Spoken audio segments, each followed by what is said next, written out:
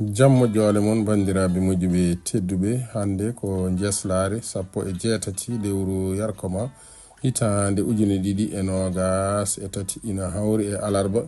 tati dewo mawluda hitande ujunere e temedde nayyi e capanɗe nayyi e joyi fergo ɓurɗo ɓurna ɗo windere inneteɗo Allah inne mo inde Allah innete inde mum rewne hen yo en ñallu e barke makko.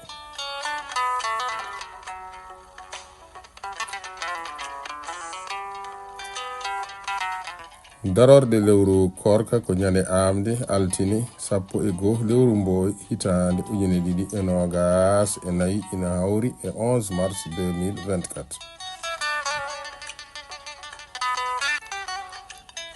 Ndey Fatou Gadio debbo mo nere walo o wi yitere rondotako kono ina andi ko hoore hattani daw ko selli. Natal meɗen hande tedinirama dendagal pelle pulagu windere fedde holko mbiɗa pullo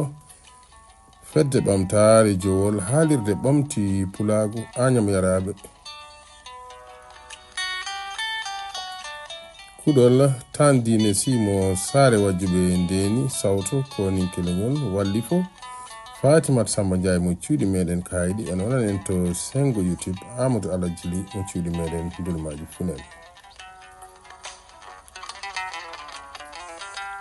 Bandiraɓe moƴƴuɓe tedduɓe jiidaɓe to endam rendaɓe gurdam yidde kam e fandare yo joom jaam oɗon en jaam